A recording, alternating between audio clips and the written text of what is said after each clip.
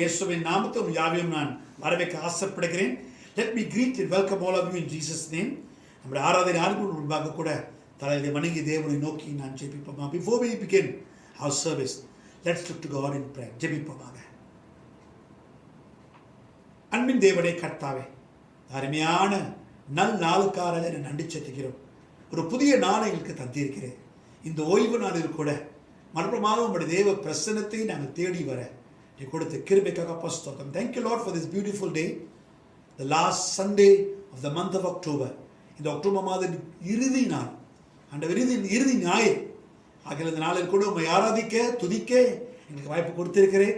இந்த காணொளியின் மூலமாக உங்கள் சமூகத்தில் எட்டி வர ஆண்டவரே நீ கொடுத்த கிருபைக்காக ஸ்தோத்திரம். Thank you Lord for the opportunity to come into your presence through this online service. இந்த ஆராதனை ஆசீர்வதியும். இதில் பங்கு பெற ஒவ்வொரு மேல் உங்களுடைய கரம், உங்களுடைய ஆவியானவர் தங்க வேண்டும்.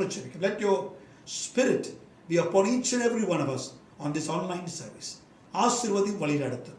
இயேசுவின் நாமத்தை ஜெபிக்கும் நல்ல பிதாவே, ஆமென். கர்த்தருடைய நாமத்துக்கு மகிமை உண்டாவதாக. அனைவரும் இந்த காலை வேளையில், இந்த காலை நேரத்தில் உங்களை சந்திக்கிறது நான் மகிழ்ச்சி படுகிறேன். கரங்களை தூக்கி தேவனை நம்ம ஆராதிப்போமாக. Let's worship our God and our Lord who is our Savior. Amen. Hallelujah. Our God who is above all these nations, above all this earth. We worship you, Lord Father. உம்மையாராதிக்கின்றோம் தேவனே, மகிமை தேவனே, இஸ்ரவேலின் தேவனே, உம்மையாராதிக்கின்றோம். மாட்சிமை தேவனே, உம்மையாராதிக்கின்றோம். ஜபசிந்தையோடு இருந்து இந்த தேவனை ஆராதிப்போமாக. worship you, இந்த தேவனை ஆராதிக்கிறோம், வாழ்த்துகிறோம் தகப்பனே.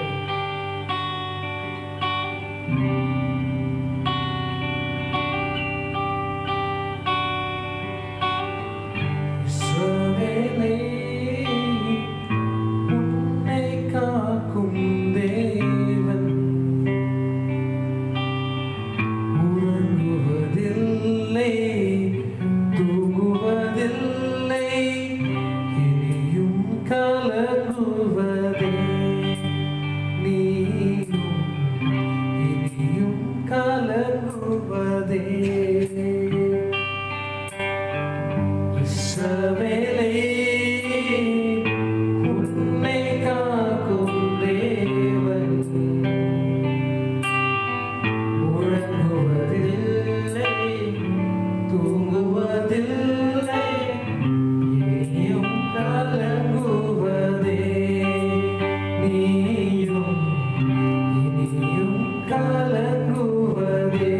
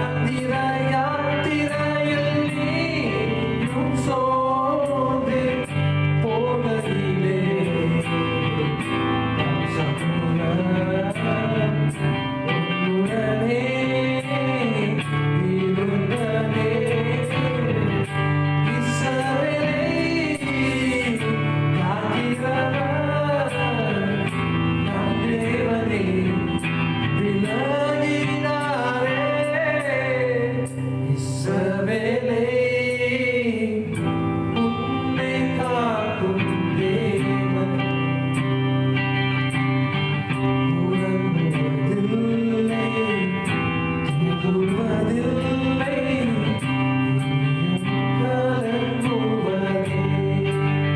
நீயும் இனியும் கலங்குவதே.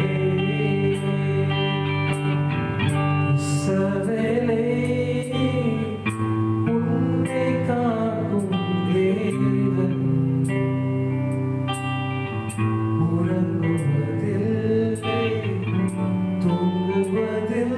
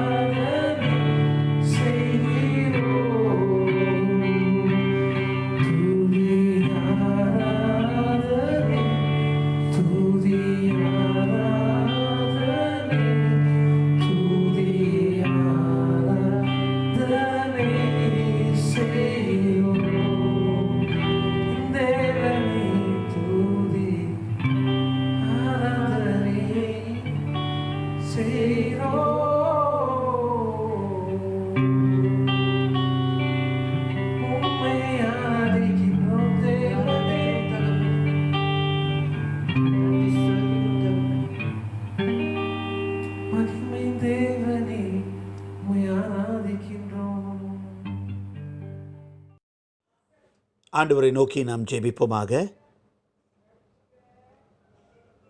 அன்பின் தேவனே, கர்த்தாவே, அருமையான கால வேலைக்காக ஸ்தோத்திரம் செலுத்துகிறோம். மறுபமாக ஆண்டவரே, தேவ பிள்ளைகளாக நாங்கள் ஒருமனப்பட்டு உங்களுடைய சமூகத்தையும் பிரசன்னத்தையும் தேடி வரத்தக்க நீ கொடுத்த கிருபைக்காக பராஜா நன்றி. இந்த ஓய்வு நாளுக்காக விசேஷமாக நன்றி செலுத்துகிறோம். இந்த 10வது மாதத்தில் ஆண்டவரே, இந்த கடைசி வாரத்தில் நாங்கள் கூடி ஆண்டவரே உங்களுடைய நாமத்தை ஸ்தோத்திரித்து துதித்து உயர்த்தி ஆசீர்வதித்து ஆண்டவரை கடந்த 10 மாதங்களாக எங்களை ஆண்டவரை கண்ணின் மணி போல நீ தாங்கி எங்களை நடத்தி வந்ததுக்காக ஸ்தோத்திரம். உம்முடைய கரம் மட்டுமில்லை, உம்முடைய கிருபை எங்களை சூழ்ந்து கொண்டது. உம்முடைய பாதுகாப்பு எங்கள் ஒவ்வொருவருக்கும் இருந்து வந்து ஆண்டவரை எங்களை நடத்தி ஆசீர்வதித்து வந்ததுக்காக ஸ்தோத்திரம். Heavenly Father, we thank you and praise you for this wonderful new morning that you have given to us.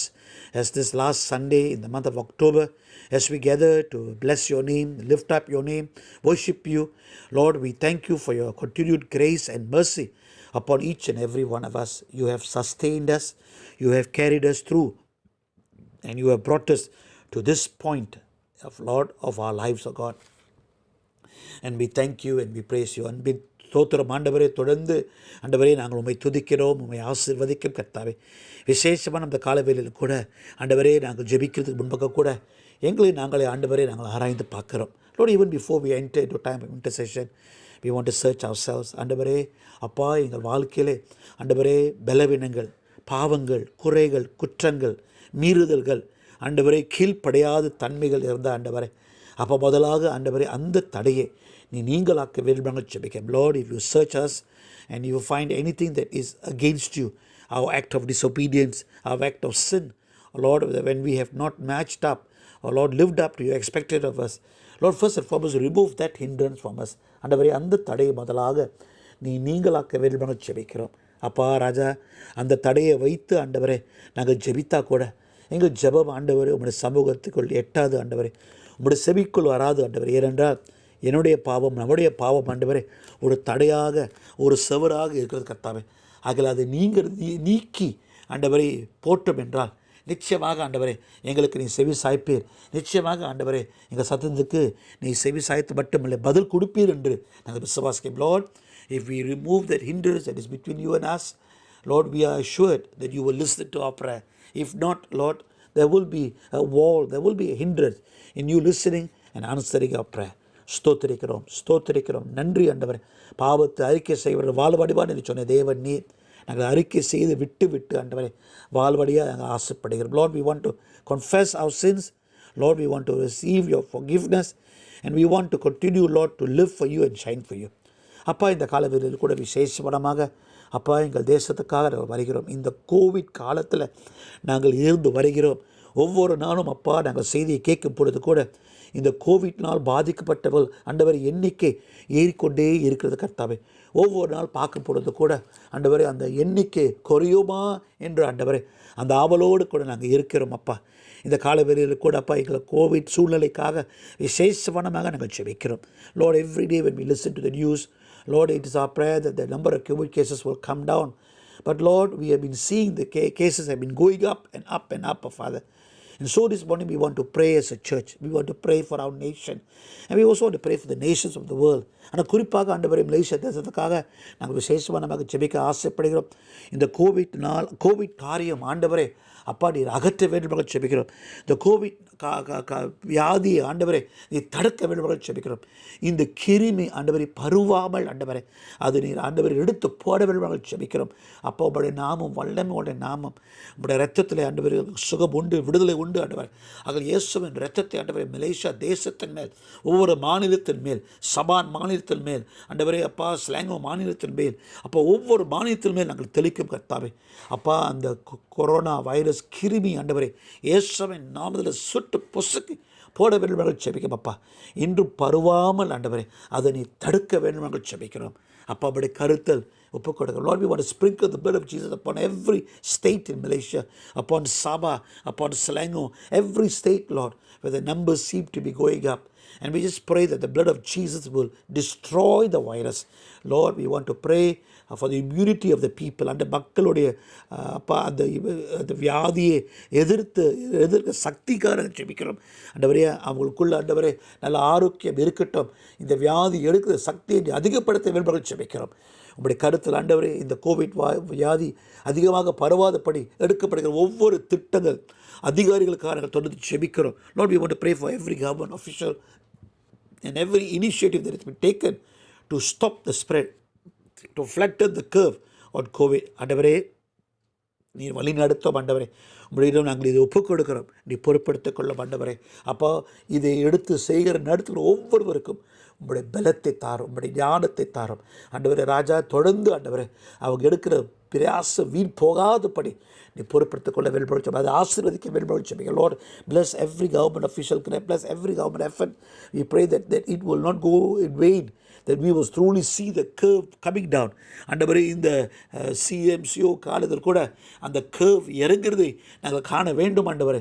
Cases எல்லாம் குறைய வேண்டும் என்று நாங்கள் ஜெபிக்கிறோம். நீ பொறுப்படுத்திக் கொள்ளும், வழிநடத்தும், ஆசீர்வதியும். கோவிட்னால் பாதிக்கப்பட்டவர்கள் அநேகர் ஆண்டவரே, பிஸ்னஸ்கள் பாதிக்கப்பட்டிருக்குது. அநேகர் அவருடைய வேலை இழக்க வேண்டிய சூழ்நிலை ஆண்டவரே. அப்பா, பல பொருளாதார வளர்ச்சி கம்மி ஆண்டவரே. பல இடத்துல பலவிதமான ஆண்டவரே அழுத்தல்கள் உண்டு ஆண்டவரே.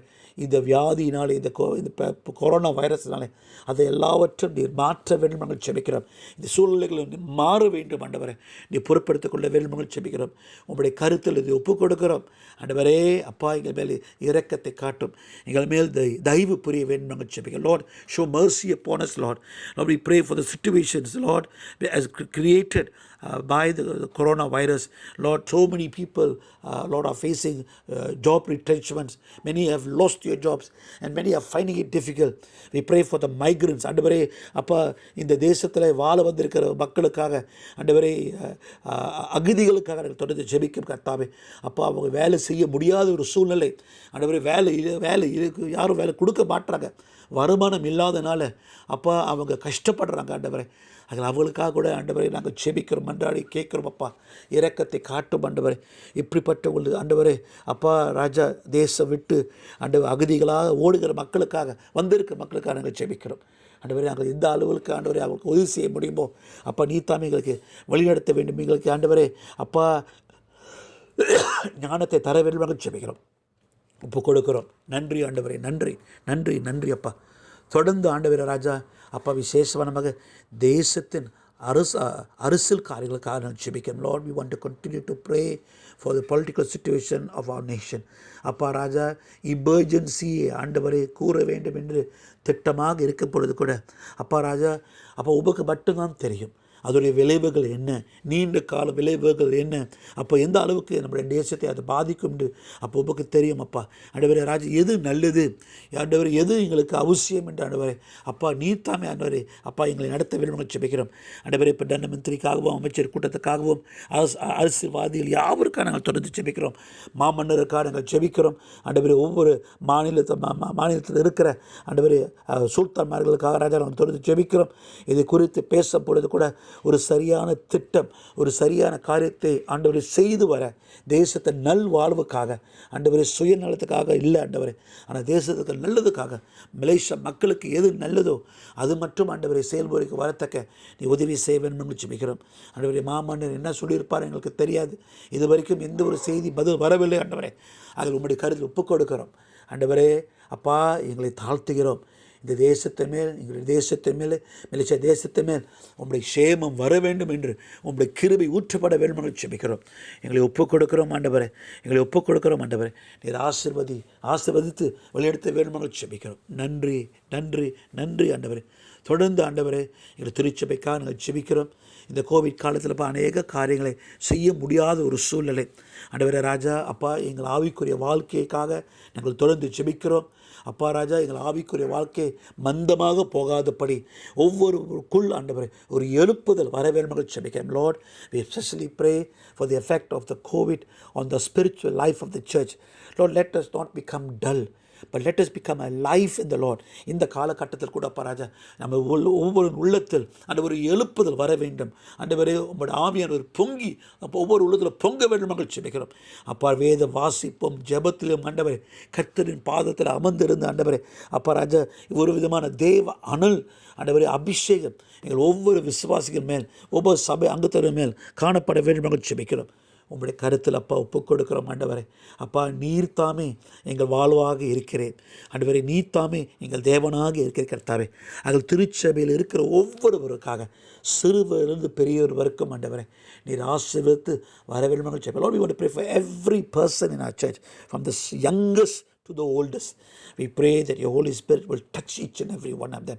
We pray that your Holy Spirit will continue to motivate each and every one of them, Father, that truly we will not become dull, but we will become alive and active in the Spirit of Father, in loving you, in serving you, in being your people. அப்போ அழைக்கப்பட்ட ஜனமாக ஆண்டவரே நாங்கள் ஆர்வமாக உற்சாகமாக இருக்க நீ உதவி செய்ய வேண்டும் நாங்கள் ஜெபிக்கிறோம். அப்போ ஒவ்வொரு குடும்ப வருமானத்தை உங்களுடைய பாத்தலங்களை வைக்கிறோம். இந்த கஷ்டமான நேரத்தில் வருமானங்களை யாவற்றும் நீர் ஆசீர்வதியும், அது போதுமாகவும் நிறைவாகவும் இருக்க வேண்டும் நாங்கள் ஜெபிக்கிறோம். அப்பா எங்கே குறை இருக்கிறதோ அந்த குறையெல்லாம் நீ நீக்கும் ஆண்டவரே. உங்களுடைய தேவ கிருபை அங்கே செல்ல வேண்டும் ஆண்டவரே. Lord, we want to continue to pray for the income from all the families in our church, Father. We pray that there will be enough for everyone. And where there is lacking, we just pray, oh Lord, that your grace will go and bless. And somehow, God, by your great and mighty work, by a miracle, you will help and bless so that everything will be okay. அப்பா இந்த சூழ்நிலையிலிருந்து நாங்கள் சீக்கிரமாக விடுதலையாக சீக்கிரமாக மீண்டு வர நீ உதவி செய்ய வேண்டும் நாங்கள் செய்வோம். Lord, we pray that you will quickly redeem us from the situation, of God, so that we will be able, Lord, to once again serve you, love you, and gather together as a church. ஒரு சபையாக மீண்டும் நாம் கூடி ஆண்டவரே உம்மை ஆராதிக்க துதிக்க எங்கள் ஊழியங்களை தொடர்ந்து நாங்கள் செய்ய உதவி செய்ய வேண்டும் நாங்கள் ஜெபிக்கிறோம். ஒப்புக் கொடுக்கிறோம் ஆண்டவரே. தெய்வ செய்திக்காக நாங்கள் ஜெபிக்கிறோம் ஆண்டவரே. தெய்வ செய்தியின் மூலமாக எங்கள் ஒவ்வொருவரோடு கூட நீர் பேசும். அந்த செய்தி எங்கள் ஆவிக்குரிய வாழ்க்கையை ஆசீர்வதிக்க வேண்டும் நாங்கள் ஜெபிக்கிறோம். உங்களுடைய கருத்தில் எங்களை ஒப்புக் கொடுக்கிறோம் அப்பா. வழி நடத்தும். வியாதியாக சுகவீனமாக பலவீனமான மக்களுக்காக நாங்கள் ஜெபிக்கிறோம். அப்போ விசேஷவனமாக இதனால் கூட மக்கள் ஷிக்கீனாக்காக நாங்கள் ஜெபிக்கிறோம். ஷிக்கீனா டேவடஸ்க்காக நம்ம ஜெபிக்கிறோம். மகள் நம்முடைய கருத்தினை வையும் ஆண்டவரே. மகளுக்கு நல்ல சுக சிகிச்சை நீ தந்து சுகப்படுத்தி ஆசீர்வாதத்தை வர வேண்டுமாக ஜெபிக்கிறோம். அதே வண்ணமாக சுகவீனமாக பலவீனமாக இருக்கிற அத்தனை பேரு கூட நாங்கள் தொடர்ந்து ஜெபிக்கிறோம். அப்பா உங்களுடைய கரம் வல்லமையான கரம், உங்களுடைய கரம் விடுதலையாக்கிற கரம், உங்களுடைய கரம் சுகம் கொடுக்கிற கரம், அதில் ஒவ்வொருவரையும் ஆசீர்வதித்து சுகப்படுத்தி வழிநடத்த வேண்டுமாக ஜெபிக்கிறோம். எங்களை தாழ்த்துகிறோம், உங்களுடைய நாமத்தை உயர்த்துகிறோம். ஆசீர்வாதி வழி நடத்தும். துதி கன மகிமை ஒருவருக்கே செலுத்தி இயேசுவின் நாமத்தை ஜெபிக்கும் நல்ல பிதாவே, ஆமேன். ஆண்டவர் சொல்லிக் கொடுத்த ஜெபத்தில் நாம் யாவரும் ஒருமனப்படவுமாக. Let us unite in the prayer that Jesus taught us. பரமண்டலுக்கு எங்கள் பிதாவே, உம்முடைய நாமம் பரிசுத்தப்பட்டதாக, உம்முடைய ராஜ்யம் வருவதாக, உம்முடைய சித்தம் பரலோகத்தில் செய்யப்படுவது போல பூமியிலே செய்யப்படுறதாக. அன்பு ஆகாரத்தை எங்களுக்கு தாரும். உடம்பு சித்தம் பாவம் செய்வது போல நாங்கள் மன்னிக்கிறது போல எங்கள் பாவம் குற்றங்களை மன்னியும். எங்களுக்கு சோதனையில் பிரேசுவாமல் தீமரச்சிக் கொள்ளும். ராஜ்யம் வல்லமையும் மகிமையும் என்னுடைய வைக்கலை. ஆமேன், ஆமேன்.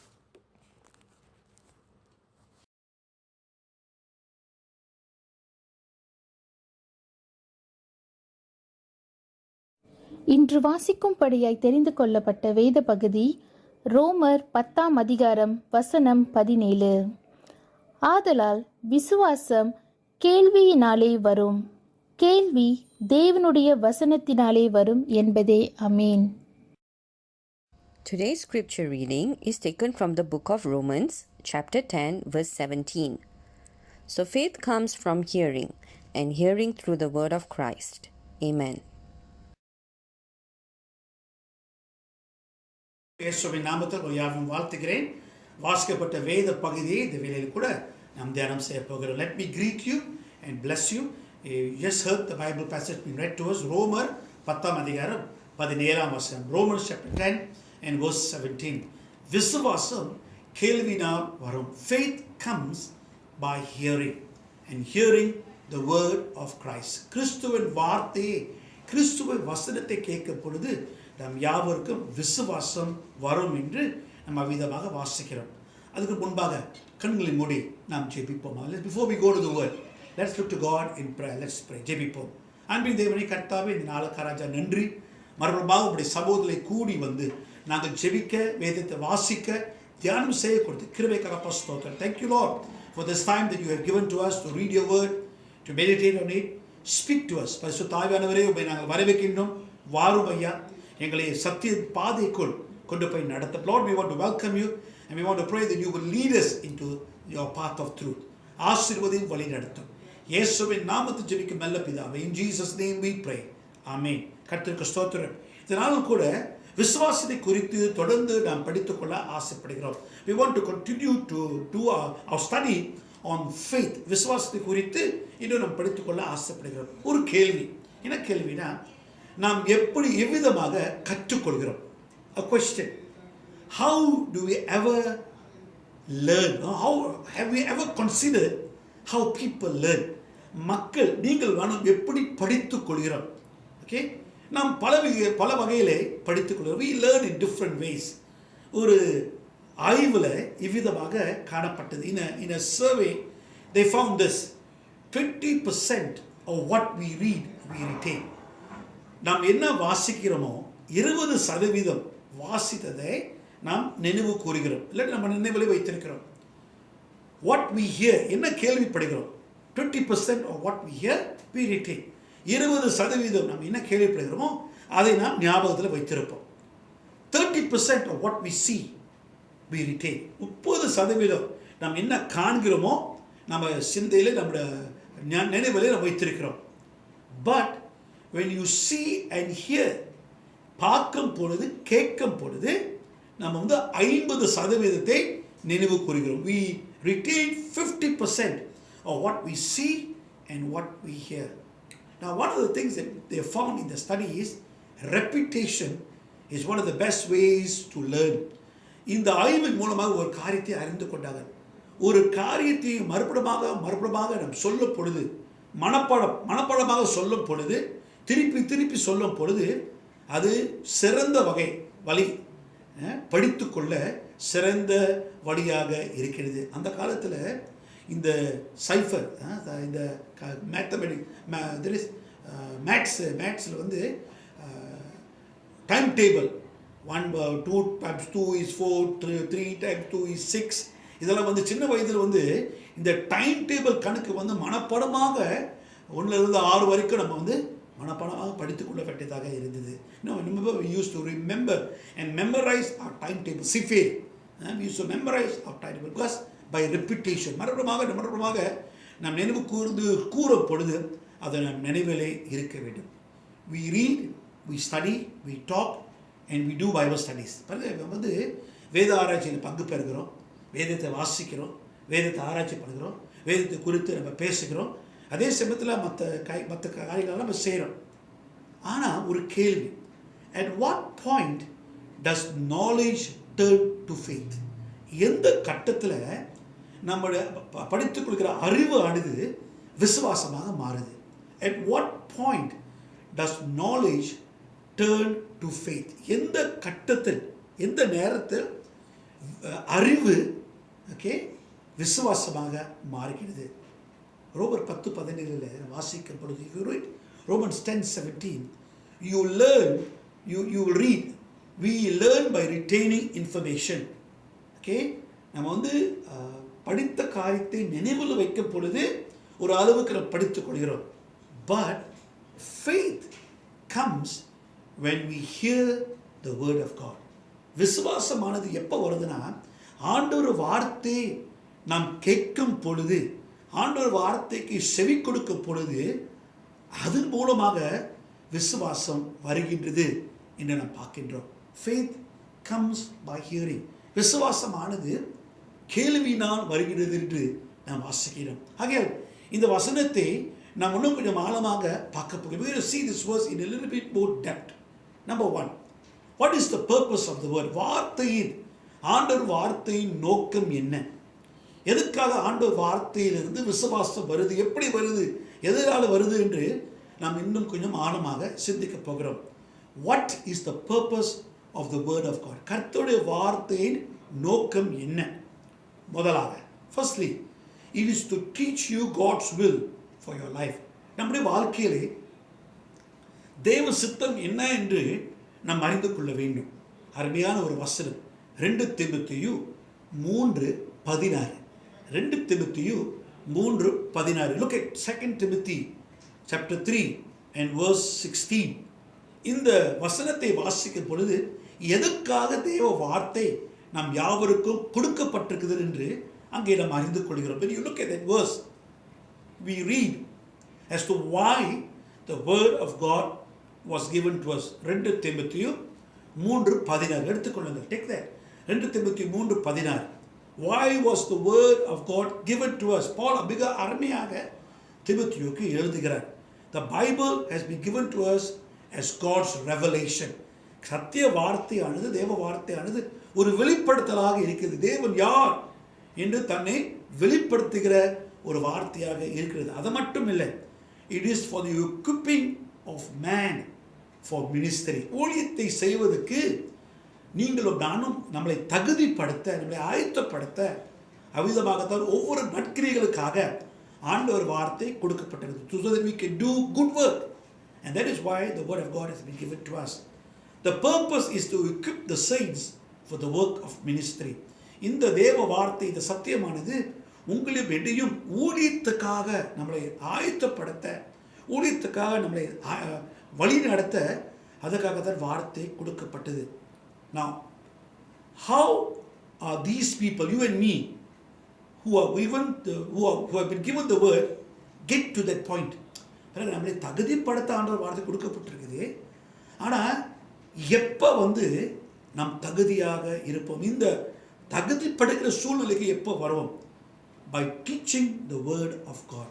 கர்த்தர் வார்த்தை கற்றுக் கொடுக்கும் பொழுது, போதிக்கும் பொழுது, பிரசங்கிக்கும் பொழுது, கேட்கும் பொழுது விசுவாசம் வருகின்றது. How do I keep myself? When I listen to the word of God.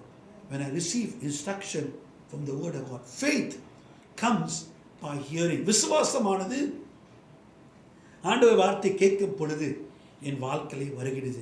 அது ஒன்று, தேவ சித்தம் என்ன என்று அறிந்து கொள்ள. ரெண்டாவது, எதற்காக தேவ வார்த்தை கொடுக்கப்பட்டிருக்குது?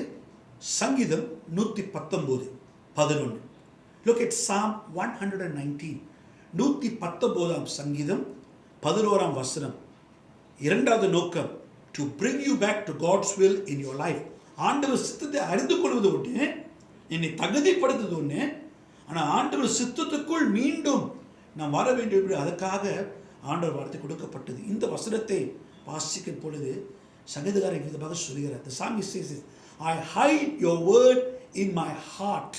உங்களுடைய வசனத்தை, உங்களுடைய வார்த்தையை என் இருதயத்துக்குள் நான் வைத்துக் கொள்கிறேன். What does it mean to hide God's word in your heart? நம்முடைய வார்த்தை, நம்முடைய இருதயத்தை தேவ வார்த்தை மறைத்து வைப்பது என்னுடைய அர்த்தம்? What is the meaning? அதோடைய அர்த்தம் என்ன? ஆண்டவர் வார்த்தை நம்முடைய இருதயத்தில் நாம் வைத்துக்கொள்ள திட்டமாக மனதாக எழுதும் என்றால் முதலாக ஆண்டவர் வார்த்தையை நான் வாசிக்கிறோம். If I want to hide God's word in my heart, the first thing I must do is I must study it. அந்த வார்த்தையை நான் கற்றுக்கொள்ள வேண்டியதாக இருந்தது. Secondly, I must repeat or remember. அந்த வார்த்தையை மீண்டும் மீண்டும் நான் வாசிக்க வேண்டியதாக இருக்கிறது. மூன்றாவதாக, வாசிக்கப்பட்ட வசனமானது என் நினைவுகளை நான் வைத்துக்கொள்ள வேண்டியதாக இருக்கிறது. I must keep or I must commit God's word to memory. அப்போ நம்மளுக்கு பல வசனங்கள் நம்மளுக்கு தெரியும் பாருங்க. மனப்படமாக கர்த்தர் என் மேய்ப்பராக இருக்கிறார், சங்கீதம் 23:1 பாருங்க. யோவான் 3:16 உலகத்தின் மேல் அன்பு கூறினவர். இந்த வசனங்கள் யாவற்றையும் நம்ம மனப்படமாக நாம் வைத்திருக்கிறோம். We have a lot of verses in our mind in memory. See, ஒரு காரியத்தை அறிந்து கொள்ளுங்கள். Look at that verse. அந்த வசனத்தை பாருங்க. We are not told to hide it in our heads. இந்த 119ஆம் சங்கீதத்தில் 11ஆம் வசனத்தில் இந்த வசனத்தை நம்முடைய சிந்தையிலே வைத்துக் கொள்கிறோம் என்று எழுதப்படவில்லை. The psalmist says, hide it in your hearts. அங்குதான் சொல்றாரு, நம்முடைய இருதயத்திலே அது நாம் வைத்துக் கொள்ள வேண்டியதாக இருக்கிறது. How do we transfer from what we have in our heads to our hearts? நம்முடைய சிந்தையிலே இருக்கின்ற அறிவை நம்முடைய இதயத்துக்கு எப்படி மாற்றப்போகிறோம்? அவங்க download from the head to the heart. சிந்தையிலிருந்து நம்முடைய இதயத்துக்கு எப்படி டவுன்லோட் பண்ண போகிறோம்? பை ஃபெய்த், விசுவாசத்தினால். Because faith comes by hearing. விசுவாசம் கேள்வினால் வருகின்றது என்று பார்க்கின்றோம்.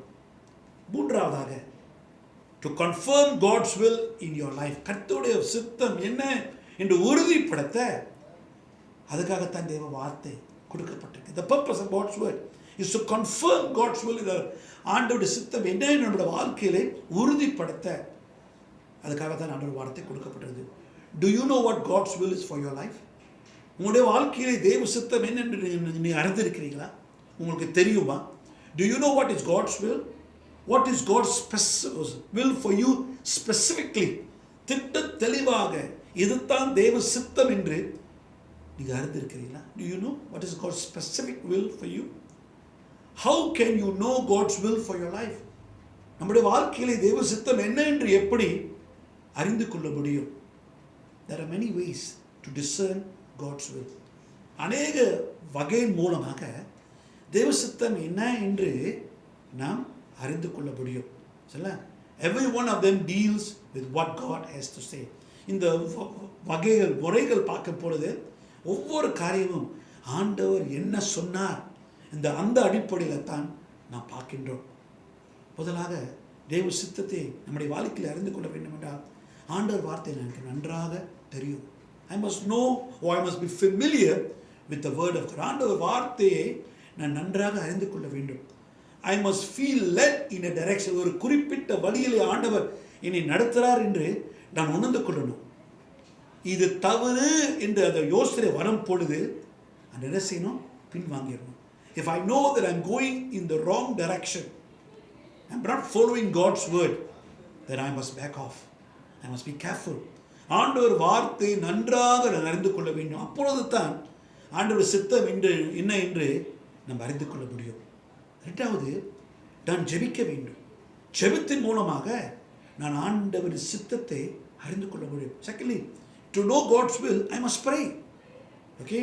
It is when we sit and listen and experience the peace of God that rules our hearts, then we know that we are in God's will. பாருங்க, தேவ சித்தம் என்று சொல்லும் பொழுது என் உள்ளத்தில் தேவ சமாதானம் இருக்கணும். அமைதியாக அமர்ந்திருந்து ஜெபித்து தேவ சித்தத்தை நான் அறிந்து கொள்ள வேண்டியதாக இருக்கிறது. கொலோசியர் 3:15. கொலோசியர் 3:15. Colossians 3:15. Let the peace of God rule in your heart. கர்த்தருடைய சமாதானம் நம்முடைய இருதயத்திலே அரசாள வேண்டும், இருக்க வேண்டும். அப்பொழுது அந்த சமாதானம் இருந்தால் நிச்சயமாக இது தேவ சித்தம்.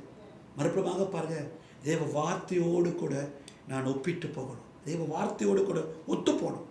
அப்போதான் தேவ சித்தம் என்று சொல்ல முடியும்.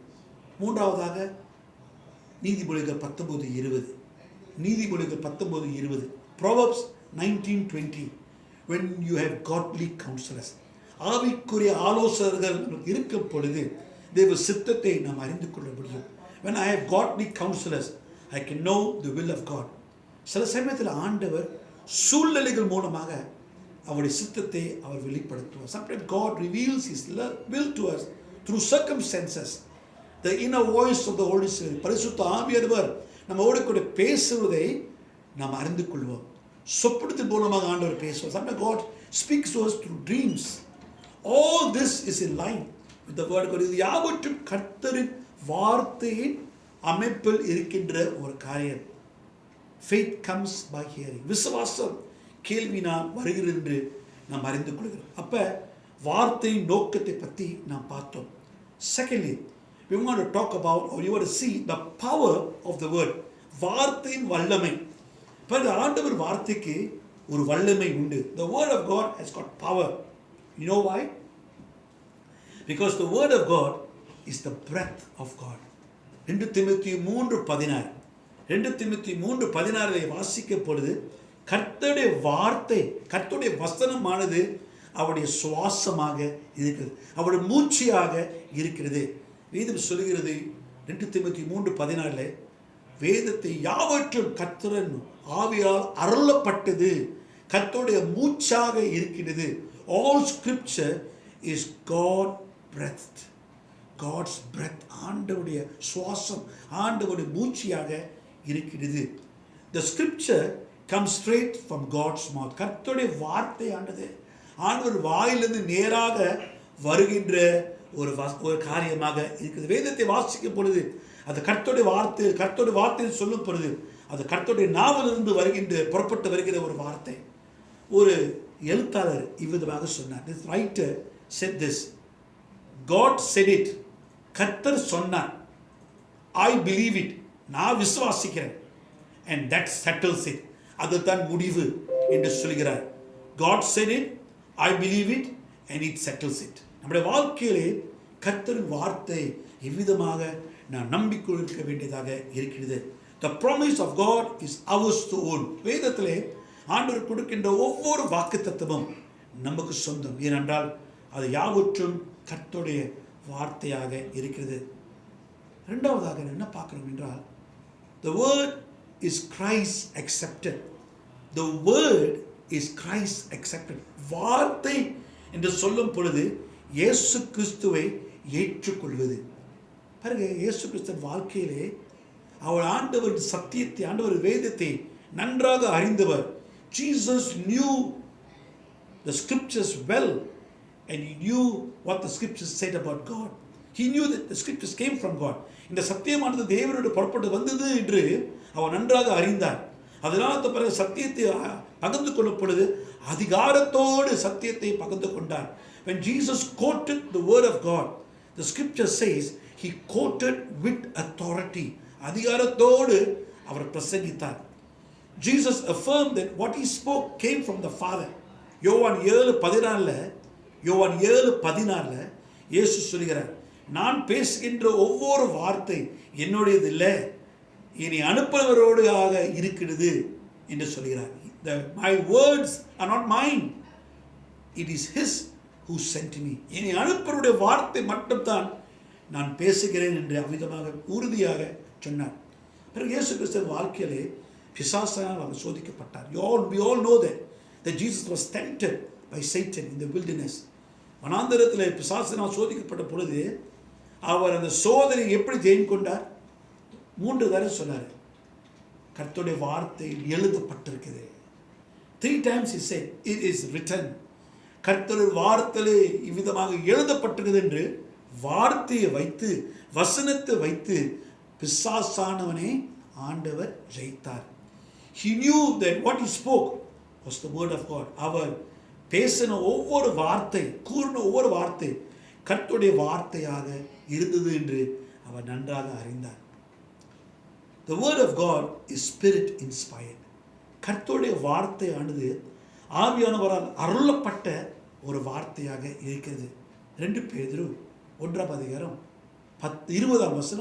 21. 2 Peter chapter 1 verse 20 and 21. 2 Peter chapter 1 verse 20 and 21. 2 பேதுரு 1:20 21 பார்க்கும் பொழுது, the words were written in the Bible are not the words of man. வேதத்திலே எழுதப்பட்ட வார்த்தைகள், வசனங்கள் மனிதனுடைய வசனங்கள் இல்லை, ஆவியானவரால் அருளப்பட்டது, ஆவியானவரால் ஏவப்பட்ட வார்த்தைகள். They were all from the Holy Spirit. These were God's words spoken by the Holy Spirit to men. பரிசுத்த ஆவியானவர் கர்த்தருடைய வார்த்தை மனுஷனோடு கூட பேசி இவர்கள் கேட்டு இந்த வசனங்களை எழுதினாங்க. பாருங்க, வேதத்தில் ஒரு நம்முடைய பழைய பாட்டு புதிய பாட்டு எழுதி முடிக்கிறதுக்கு 1600 ஆண்டுகள் எடுத்தது. It took us 1600 years to complete the Old Testament and the New Testament. கிட்டத்தட்ட 40 பேர் இந்த வேதத்தை எழுத பங்கு பெற்றாங்க. There were 40 different authors. ஆனால் பழைய பாட்டும் புதிய பாட்டும் நீங்கள் பார்க்கும் பொழுது இந்த 2 பாகத்தில் ஒரு ஒற்றுமை உண்டு. If you read the Old Testament and the New Testament, you will see there is perfect unity of thought. சிந்தையிலே ஒருமைதனம், ஒரு பூர்ணமான ஒற்றுமை இருக்கிறது. there is a perfect unity of thought. How is this possible? இது எப்படி ஆகும்? எப்படி வந்தது? பரிசுத்த ஆவியால் அருளப்பட்டதனால எல்லாம் ஒன்றாக இருந்தது. They had faith that came by hearing. இந்த வசனங்களை எழுதும் பொழுது ஆண்டவர் வார்த்தை விசுவாசத்தினால் கேட்டார்கள், கேட்டார்கள். கேட்ட பிறகுதான் அந்த வசனத்தை அவர் எழுதுறவராக இருந்தார்கள். மூன்றாவதாக கடைசியாக விசுவாசம் கேள்வினால் வருகிறது என்று சொல்லும் பொழுது ஆண்டவர் வார்த்தை மாறாதது. The permanence of God's word. If faith comes from hearing, then the word of God is permanent. கர்த்தருடைய வார்த்தை மாறவே மாறாது. கர்த்தருடைய வார்த்தை வாடவே வாடாது. The word of God was there from the beginning of time. கர்த்தருடைய வார்த்தை அடுத்து பாருங்க, ஏதேன் தோட்டத்தில் ஆரம்பத்திலேயே கர்த்தருடைய வார்த்தை அங்கே இருந்தது. இல்லை ஆதியாகமம் புஸ்தகத்தை வாசித்தீங்கன்னா, முதல் அதிகாரத்தை நீங்கள் வாசித்தீங்கன்னா, ஆண்டவர் உலகத்தை படைக்கின்றார். If you look in the book of Genesis, God is creating the world.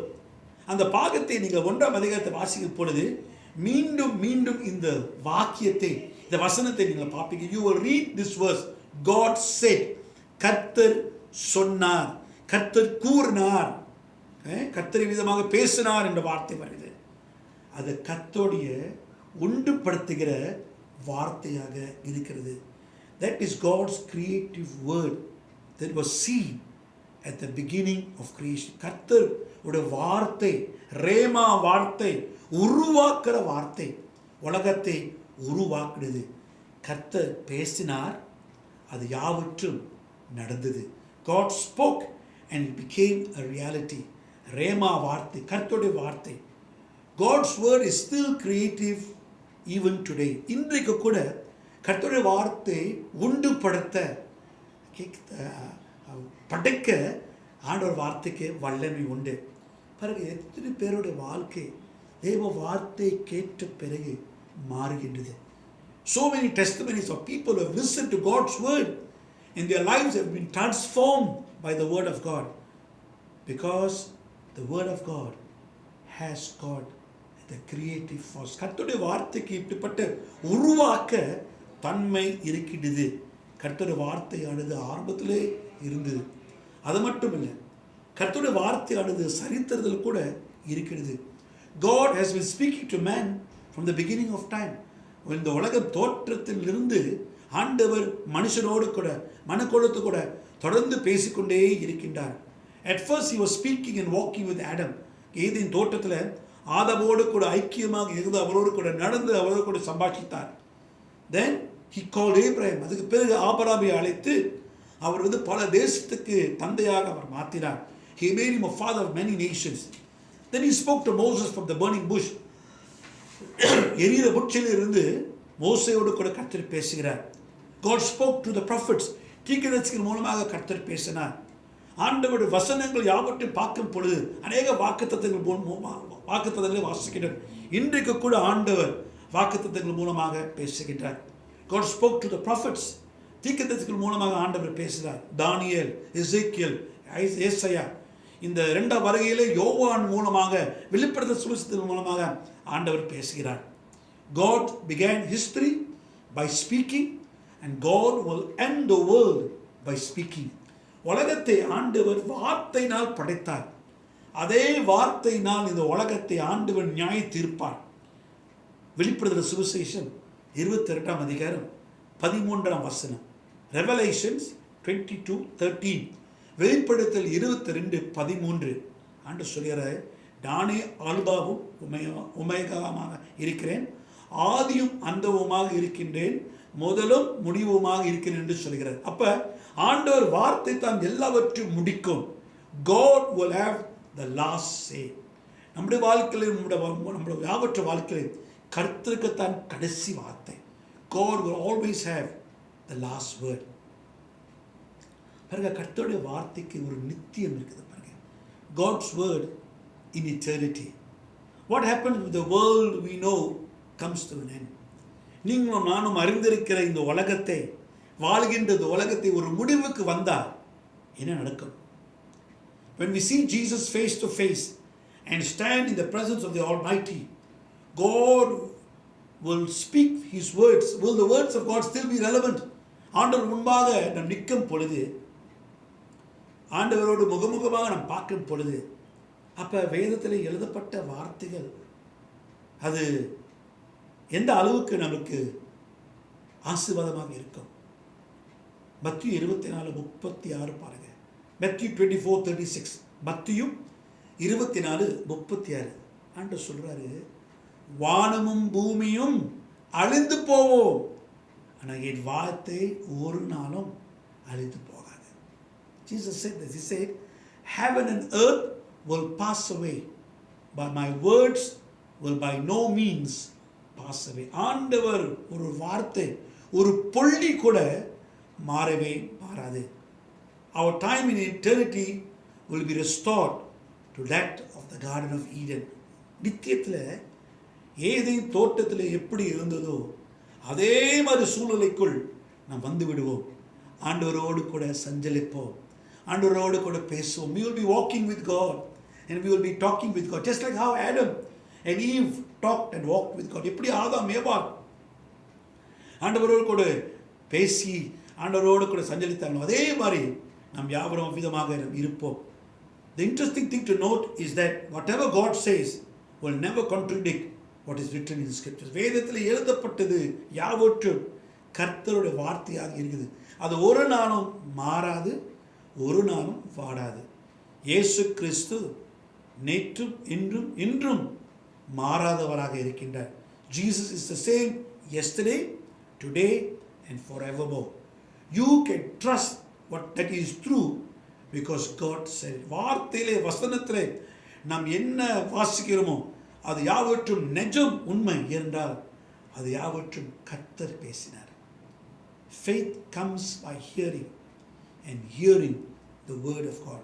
விசுவாசம் கேள்வியினால் வருகிறது.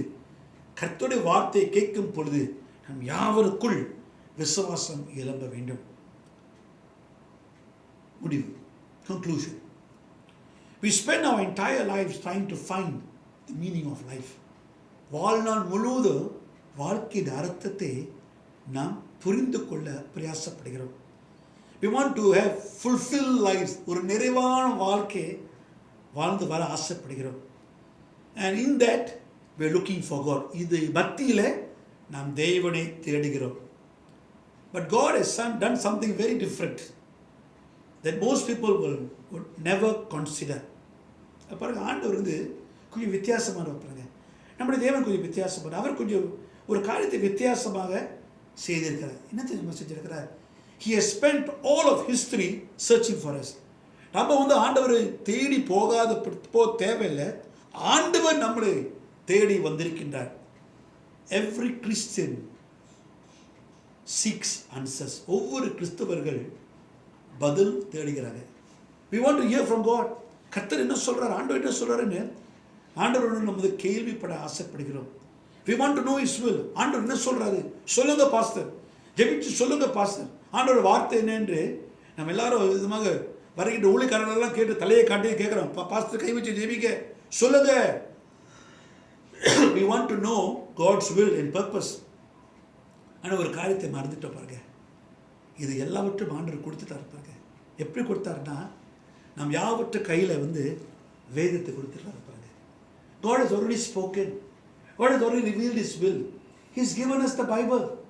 வேதத்தை நம் கையில் ஆண்டவர் கொடுத்துட்டாரு. ஆண்டவர் வார்த்தை, ஆண்டவர் சித்தம், ஆண்டவர் வசனம் எல்லாம் இங்கே இருக்குது. நம்ம என்ன செய்யணும்னா அது திறந்து ஆண்டவர் வல்லமையான வார்த்தைகளை வாசித்தா இந்த வல்லமையான தேவன் என்ன சொல்றார் என்று நாம் அறிந்து கொள்ள முடியும். Only when we open the Bible and read the words of the Almighty God will we have answers to all these questions.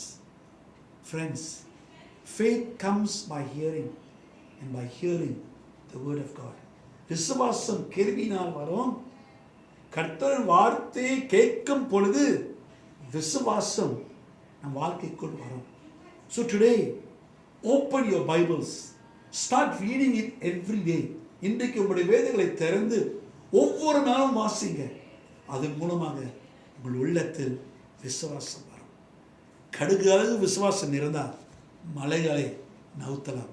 If you have faith as small as a mustard seed, you can move mountains. Do you have that faith? அந்த விசுவாசம் உங்களுக்கு உண்டா? வேண்டுமா? கர்த்தர் வார்த்தையை வாசிங்க. You want that faith? Read the word of God. ஜெபிப்போமாக. அன்பின் தேவனே, உம்முடைய வார்த்தைக்காக நன்றி. தேவ வார்த்தையை வாசிக்கும் பொழுது எங்களுக்கு விசுவாசம் வரும். Thank you, Lord, for your word. Thank you for reminding us that faith comes through your word. ஆண்டவரே, உம்முடைய வார்த்தையின் மேல் நாங்கள் தாகமாக இருக்க, உம்முடைய வார்த்தை மேல் நாங்கள் பசியாக இருக்க எங்களுக்குள்ளே ஆண்டவரே அந்த உணர்ச்சியோ அப்பா எழுப்பம். Lord, create in me the thirst and hunger for God's word, that I will go seeking after it every day. ஒவ்வொரு நாளும் கர்த்தருடைய வார்த்தையை தேடி வர உதவி செய்யும். ஆசீர்வதியும் வழி நடத்தும். இயேசுவின் நாமத்தில் ஜெபிக்கும் நல்ல பிதாவே. In Jesus' name we pray. Amen. It's time to bless the Lord. கர்த்தரை ஆசீர்வதிக்கிற ஒரு நேரம். Take your tithes, take your offerings. நம்முடைய தசமபாகத்தை எடுத்துக்கொள்வோம், நம்முடைய காணிக்கை எடுத்துக்கொள்வோம். ஆண்டவருக்கு செலுத்த நாம் ஆயத்தமாக இருப்போம். Let us pray. எடுத்துட்டு நாம் ஜெபிப்போமாக. கையில் பிடித்துக் கொள்ளுங்கள். ஆண்டவரை நோக்கி நாம் ஜெபிப்போம். Hold it in your hands and let us pray.